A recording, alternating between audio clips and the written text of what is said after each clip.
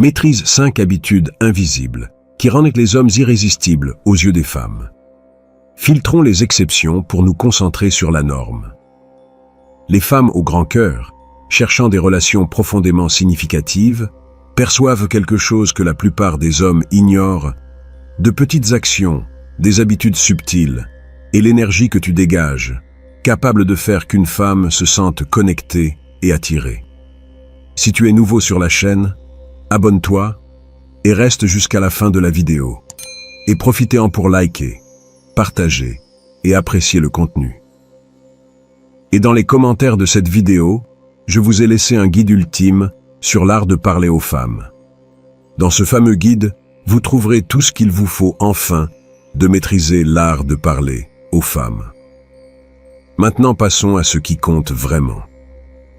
La semaine dernière, un ami de 43 ans m'a raconté quelque chose qui m'a laissé réfléchir pendant des jours. Marié pendant 17 ans, divorcé depuis 2 ans, il avait essayé durant des mois les applications de rencontres sans succès, jusqu'à ce qu'il abandonne. Selon lui, les femmes de son âge ne recherchent que le portefeuille. Pourtant, il y a 3 semaines, une collègue de travail l'a invité à prendre un café. Une femme attirante, intelligente, de son âge, qu'il n'avait même pas envisagée comme possibilité amoureuse. Qu'est-ce qui avait changé? Absolument rien dans son apparence, son compte en banque ou son travail. La seule différence était qu'il avait cessé de chercher désespérément et avait commencé à prendre soin de ce qu'il avait négligé pendant des années, sa propre énergie vitale. Et elle l'a remarqué, sans qu'il ait besoin de dire un mot. Les femmes ne se connectent pas à ton CV. Elles ne s'intéressent ni à ta voiture dernier cri, ni à ton argent en banque. Ça peut attirer l'attention 5 minutes, mais ça ne crée pas une vraie attraction. Ce qui les séduit vraiment est bien plus profond et paradoxalement plus simple. Je vais te révéler la première habitude invisible qui sépare les hommes qui réussissent à conquérir des autres, la maîtrise de son corps. Attention, je ne parle pas de muscles ni de passer 3 heures par jour à la salle. Je parle de quelque chose que tout homme peut développer, peu importe son âge ou son physique. Il y a quelques mois, j'ai travaillé avec un cadre de 52 ans qui avait perdu toute confiance en lui après un divorce. Il se levait fatigué, mangeait n'importe quoi, ne faisait pas d'exercice. Son énergie était celle d'un homme vaincu. Lorsqu'il sortait avec des femmes, il avait l'impression d'être invisible. Nous avons décidé de changer seulement 2 choses dans sa routine. D'abord, ne plus boire d'alcool en semaine, et ensuite marcher 30 minutes chaque matin avant le travail. Rien d'autre. En moins d'1 mois, les femmes ont commencé à le remarquer différemment. Une collègue lui a dit « Tu as l'air plus vital. Tu dégages une énergie différente. » Une autre femme dans un café lui a souri et demandé ce qu'il lisait. Qu'est-ce qui avait vraiment changé? Sa posture, sa démarche, la confiance dans son regard. Prendre soin de son corps, que ce soit par la marche, la natation ou la musculation, envoie un signal puissant au monde. Je me respecte suffisamment pour prendre soin de moi-même. Et voici ce que la plupart ignorent. Les femmes ont un radar émotionnel incroyablement développé. Elles peuvent détecter en secondes si un homme se respecte ou s'il s'est abandonné. Elles n'ont pas besoin de voir ta routine ou connaître ton alimentation. Elles le ressentent dans ta présence, ton énergie, ta manière d'occuper l'espace. Comme disait ce stratège florentin il y a 500 ans, le vrai pouvoir ne réside pas dans la force brute, mais dans la perception que les autres ont de ta force. Quand tu prends soin de ton corps, tu ne construis pas seulement des muscles, tu construis une présence, une énergie qui parle avant même que tu ouvres la bouche. Prendre soin de son corps est la base de tout le reste, parce que cela affecte directement ton état mental, ta confiance, et donc la manière dont les femmes te perçoivent. Un homme qui se soigne transmet discipline, respect de soi et vitalité. Ce sont des qualités magnétiques pour toute femme intelligente. Mais voici l'astuce qui sépare les hommes qui réussissent de ceux qui galèrent. Ceci n'est pas une question de vanité ni de ressembler à un modèle. Il s'agit d'énergie vitale. Il s'agit de se réveiller chaque jour en se sentant puissant dans son propre corps. Quand tu y arrives, ta confiance se transforme de l'intérieur vers l'extérieur, et les femmes le perçoivent instantanément. Si tu regardes cette vidéo et que ça résonne en toi, abonne-toi à la chaîne, car ce qui suit va révolutionner ta compréhension de la psychologie féminine. Les 4 habitudes suivantes sont encore plus puissantes que la première, et l'une d'elles peut changer ta vie amoureuse en moins d'une semaine.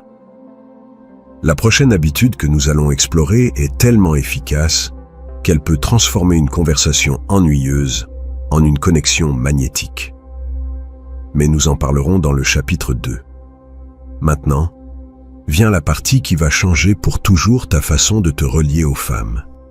T'es-tu déjà demandé pourquoi certains hommes, qui ne sont pas spécialement beaux ni riches, sont toujours entourés de femmes intéressantes? La réponse tient à 2 habitudes qui travaillent ensemble comme une machine de séduction implacable. La curiosité stratégique et des limites inébranlables.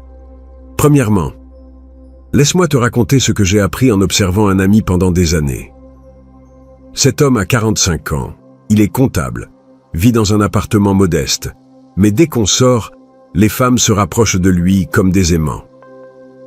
Au début, je pensais qu'il avait un secret, une technique mystérieuse. Après des années à l'observer, j'ai découvert son arme secrète. Il ne parle jamais de lui-même, à moins que l'autre personne ne le lui demande expressément. Sa stratégie est simple, mais dévastatrice. Lorsqu'il rencontre une femme, au lieu de la bombarder d'infos sur son travail, ses réussites ou ses voyages, il fait autre chose. Il lui pose des questions que personne d'autre ne pose. Pas les questions ennuyeuses du genre « Tu fais quoi dans la vie ?» ou « Tu viens d'où ?» Il demande par exemple « Qu'est-ce qui t'enthousiasme le plus dans ton travail ?» ou « Quand as-tu ressenti la dernière fois une vraie fierté pour quelque chose que tu as accompli ?» Tu sais ce qui se passe quand tu fais ça? La femme se sent vue, entendue, valorisée. Tu n'es plus un de ces types qui essaient de l'impressionner. Tu es l'homme qui lui a vraiment prêté attention. Et voici la clé psychologique que la plupart ignorent. Quand une personne se sent spéciale avec toi, elle te considère automatiquement comme spécial. Mais la curiosité sans limite est comme une voiture de sport sans frein, dangereuse, autodestructrice. C'est là qu'intervient la 2e habitude invisible, les limites inébranlables. Et c'est là que se différencient les hommes des garçons. Je vais te raconter l'histoire d'un client qui a transformé sa vie amoureuse en 3 semaines simplement en apprenant à dire non de la bonne manière. Cet homme avait pour problème d'être toujours disponible. Si une femme lui écrivait à 2 heures du matin, il répondait immédiatement. Si elle annulait un rendez-vous, il attendait qu'elle propose une nouvelle date. Si elle était occupée, il réorganisait tout son agenda pour s'adapter. Le résultat? Les femmes perdaient tout intérêt pour lui aussi vite qu'elles apparaissaient. Pourquoi? Parce qu'un homme sans limite perçue est un homme sans valeur perçue. C'est de la psychologie basique. On valorise ce qui est rare et difficile à obtenir. Je lui ai enseigné une règle simple mais transformatrice. Ne jamais être disponible immédiatement. Si une femme t'écrit, attends au moins 1 heure avant de répondre, peu importe à quel point tu es libre. Si elle t'invite à quelque chose, vérifie ton agenda avant d'accepter, même si tu es disponible. Si elle annule, ne reprogramme pas immédiatement. Dis quelque chose comme « Je comprends que des imprévus arrivent. Voyons la semaine prochaine quand on pourrait se caler. Tu sais ce qui s'est passé ?» Lors de son rendez-vous suivant, la femme lui a dit quelque chose qu'il n'avait jamais entendu. « J'aime que tu aies ta propre vie. Ça rend être avec toi plus réel. » Cette phrase a tout changé pour lui. Les limites ne sont pas là pour blesser ou punir, mais pour communiquer ta valeur sans dire un mot. Quand tu poses des limites claires et que tu les maintiens avec élégance, tu envoies un message puissant. Je me respecte assez pour ne pas être désespéré de ton attention. Paradoxalement, cela fait qu'elles veulent te donner encore plus d'attention. C'est là que la sagesse ancienne prend tout son sens. Les grands stratèges de l'histoire savaient que le pouvoir réel vient de savoir quand se retirer, quand avancer et quand rester ferme. Dans les relations modernes, cela signifie savoir quand être disponible ou non, quand courir après et quand la laisser venir à toi. Mais il y a un point crucial que beaucoup d'hommes comprennent mal. Les limites ne sont pas pour manipuler ou contrôler. Elles sont là pour te garder centré, pour t'assurer que tu ne perds pas ton identité en voulant conquérir quelqu'un. Quand une femme voit que tu as des limites saines, non seulement elle te respecte plus, mais elle se sent aussi plus en sécurité avec toi, car elle sait que tu es un homme qui ne s'effondre pas sous la pression. La curiosité te rend intéressant. Les limites te rendent irrésistible. Mais quand tu combines les deux, crois-moi, tu deviens cet homme que les femmes ne peuvent pas oublier, parce que tu leur offres ce qui manque le plus aujourd'hui. Une attention authentique enveloppée de respect de soi. Dans le prochain chapitre, je vais te révéler l'habitude qui fait que les femmes ne veulent pas seulement te connaître, mais rester avec toi. C'est le secret qui transforme les rencontres banales en obsessions émotionnelles. Je te le dis d'avance, une fois ce troisième habitude maîtrisée, ton problème ne sera plus de séduire, mais de choisir à qui consacrer ton temps. Voici la vérité la plus crue que tu entendras aujourd'hui, celle qui fait la différence entre les hommes que les femmes recherchent et ceux qu'elles tolèrent. Es-tu prêt? Les femmes ne veulent pas te sauver. Elles ne veulent pas être ta psychologue, ta mère, ton divertissement ou ta raison de vivre. Elles veulent rejoindre une vie qui fonctionne déjà, pas réparer une qui est brisée. Cette troisième habitude invisible est dévastatrice par sa simplicité. Créer une joie authentique dans ta propre vie. Mais attention, je ne parle pas de feindre le bonheur, ni de projeter une image parfaite sur les réseaux sociaux. Je parle de quelque chose de bien plus profond et magnétique. Être un homme qui jouit sincèrement de son existence, avec ou sans compagnie féminine. Je vais te confier quelque chose de personnel. Lors de mon divorce, il y a plusieurs années, je suis tombé dans le piège où tombent la plupart des hommes séparés. Penser qu'on a besoin d'une femme pour être heureux. Je partais à la recherche de quelqu'un pour combler le vide, me sauver des nuits solitaires, me donner une raison de me lever le matin. Le résultat, j'attirais exactement le type de femme que je ne voulais pas, celle qui cherchait aussi à être sauvée. Ce n'est que lorsque j'ai décidé de construire une vie qui m'excita, indépendamment de mon état sentimental, que tout a changé. Je me suis remis à la guitare, abandonné depuis des années. Je me suis inscrit à des cours de cuisine italienne. J'ai commencé à planifier des voyages en solo, vers des endroits que j'avais toujours voulu découvrir. En 6 mois, ma vie s'était transformée. Sans même chercher, les femmes ont commencé à s'approcher d'une manière complètement différente. Tu sais quel commentaire m'a le plus marqué? Une femme m'a dit « On se sent en sécurité près de toi. Tu n'as pas besoin que je te complète. » Cette phrase m'a ouvert les yeux sur une vérité psychologique implacable. Les femmes sont attirées par les hommes complets, pas par ceux qui ont besoin d'être complétés. Voici la clé que beaucoup ne comprennent pas. Quand une femme sent que tu es heureux sans elle, paradoxalement, elle veut faire partie de ce bonheur. Mais si elle sent que tu as besoin d'elle pour être heureux, elle s'éloigne instinctivement. C'est une question de survie émotionnelle. Personne ne veut porter la responsabilité du bonheur d'un autre. Un de mes clients, architecte de 41 ans, avait ce problème exactement.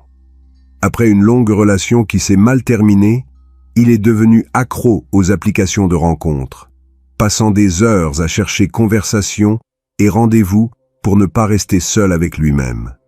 Les femmes le percevaient comme désespéré, même s'il pensait juste être sociable. Je lui ai donné une mission qui a tout changé.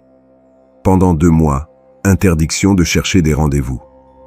À la place, il devait trouver 3 activités qui le passionnaient vraiment et leur consacrer le temps qu'il passait avant sur les apps. il a choisi la photographie, un groupe de randonnée et des cours de vin. Au début, il a râlé, mais 8 semaines plus tard, il m'a appelé pour me raconter quelque chose d'incroyable. Lors d'une sortie photo, il a rencontré une femme qui prenait aussi des photos du paysage. Il n'a pas essayé de la séduire ni eu cette urgence d'avant. Il a simplement partagé sa passion pour la photographie, lui a montré quelques techniques, parlé de l'art de capturer des instants. Elle lui a demandé son numéro parce qu'elle voulait continuer à apprendre avec lui. Pour la première fois depuis des années, il m'a dit « Une femme s'intéresse à moi pour ce que je suis quand je fais ce que j'aime, pas pour ce que je peux lui donner ou comment je peux la divertir. » C'est ça la différence entre attraction authentique et attraction fabriquée.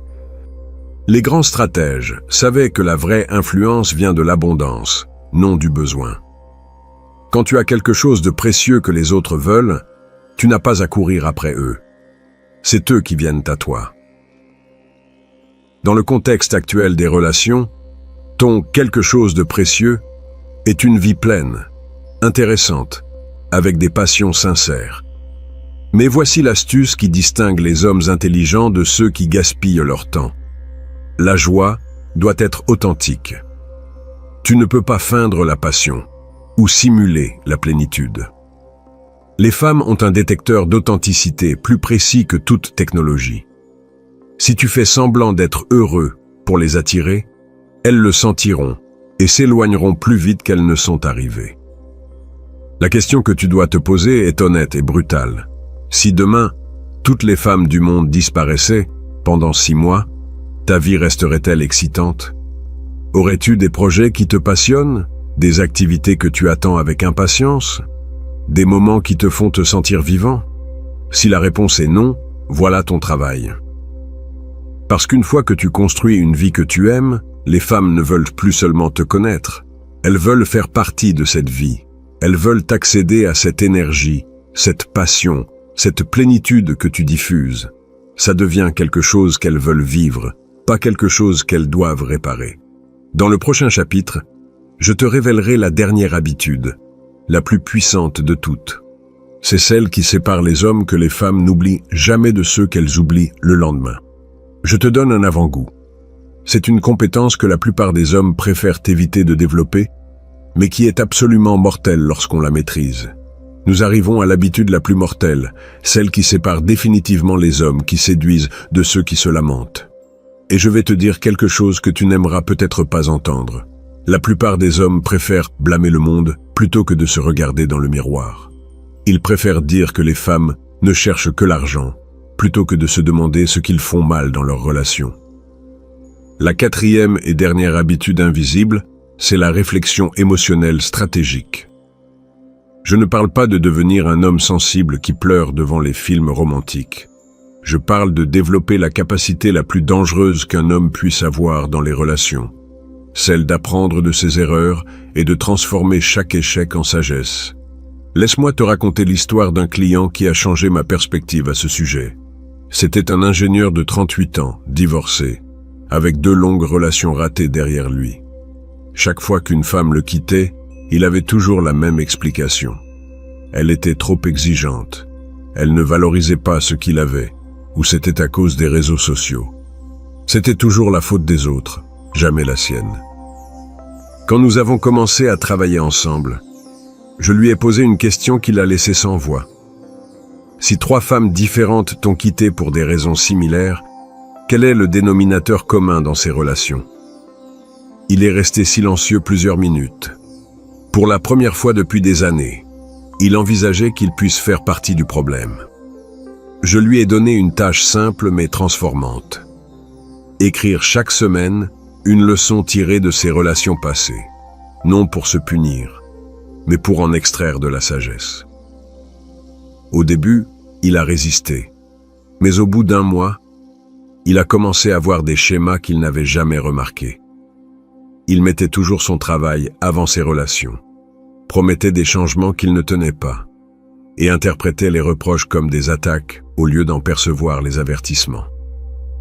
6 mois plus tard, lors d'un rendez-vous, une femme lui a demandé de parler de ses relations passées. Au lieu de blâmer ses ex, Il a fait quelque chose de révolutionnaire. Il a dit qu'il avait appris que la patience est ce qui soutient une relation. Dans le passé, il voulait que tout soit parfait immédiatement, ce qui mettait une pression insupportable sur ses partenaires. Tu sais ce qui s'est passé? Elle lui a dit quelque chose qu'il n'avait jamais entendu. J'aime que tu sois capable de reconnaître tes erreurs. On se sent en sécurité avec quelqu'un qui peut grandir. Cette nuit-là, ils ont entamé une relation qui dure encore aujourd'hui. Voici la clé psychologique que la plupart ignorent. Les femmes ne cherchent pas des hommes parfaits. Elles cherchent des hommes capables d'évoluer. Des hommes qui peuvent regarder leurs erreurs sans s'effondrer, tirer des leçons sans se victimiser et appliquer cette sagesse pour ne pas répéter les mêmes schémas destructeurs. La réflexion émotionnelle est l'arme secrète qui distingue les hommes sages des hommes amers. Les amers accusent le monde de leurs échecs. Les sages utilisent leurs échecs comme des marches vers le succès. Et crois-moi, les femmes perçoivent cette différence dès le premier échange. Les grands leaders de l'histoire savaient que le vrai pouvoir vient de la connaissance de soi, pas du déni. Ils savaient que celui qui contrôle ses émotions et tire des leçons de ses erreurs possède un avantage dévastateur sur celui qui se laisse contrôler par elles. Dans le monde moderne des relations, cela signifie être cet homme qui ne répète pas sans cesse les mêmes erreurs. Mais voici le piège dans lequel tombent beaucoup d'hommes. Ils confondent réflexion et auto-flagellation. Il ne s'agit pas de te martyriser pour tes erreurs passées, mais d'en extraire des leçons précieuses qui te rendent meilleur. Il s'agit de développer une sagesse émotionnelle qui te permet de naviguer dans les relations avec une intelligence stratégique. Un homme qui pratique la réflexion émotionnelle peut dire des choses comme « Dans mon mariage précédent, j'ai appris que la communication est plus importante que d'avoir raison. » Ou « J'ai remarqué que quand je suis stressé au travail, je suis moins patient à la maison. Alors maintenant j'ai des stratégies pour gérer ça. » Ce ne sont pas des aveux de faiblesse, mais des démonstrations de force émotionnelle. Tu sais ce qu'une femme intelligente trouve irrésistible. Un homme qui a traversé des batailles émotionnelles et en est sorti plus fort, plus sage, pas plus amer ou rancunier. Un homme qui peut parler de ses erreurs passées sans drame, mais avec l'assurance de quelqu'un qui a appris ses leçons et ne les répétera pas. La réflexion émotionnelle t'offre ce qu'aucune technique de séduction ne pourra jamais donner, une authenticité dévastatrice. Quand tu connais tes schémas, que tu as travaillé sur tes blessures, que tu as transformé tes erreurs en sagesse, tu rayonnes une confiance qu'on ne peut pas feindre. C'est la confiance de l'homme qui se connaît lui-même. Et c'est magnétique pour toute femme qui en vaut la peine. Voici la vérité finale. Ces 4 habitudes ne sont pas des astuces pour manipuler les femmes. Ce sont des outils pour devenir la meilleure version de toi-même. Et lorsque tu deviens cette version, les femmes ne sont pas seulement attirées par toi, elles se sentent en sécurité, respectées et enthousiastes à l'idée de faire partie de ta vie.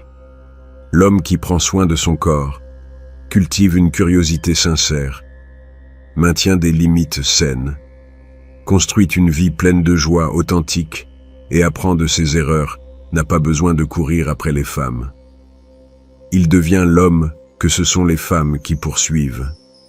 Et plus important encore, il devient l'homme qui mérite d'être poursuivi. Pour conclure, je te révélerai comment intégrer ces 5 habitudes dans ta vie quotidienne et pourquoi la transformation que tu es sur le point de vivre dépasse largement le simple fait d'attirer les femmes. Ces 5 habitudes ne sont pas seulement des stratégies de séduction. Elles font la différence entre une vie de demande d'attention et une vie qui mérite le respect. L'homme qui maîtrise son corps, cultive une curiosité authentique, maintient des limites inébranlables, crée une joie véritable et pratique, la réflexion stratégique, ne court pas après les femmes. Ce sont elles qui le courent après. Commence aujourd'hui avec une seule de ces habitudes. Dans les commentaires, partage le conseil que tu donnerais à un autre homme qui galère dans ses relations. Abonne-toi si tu souhaites d'autres stratégies comme celle-ci.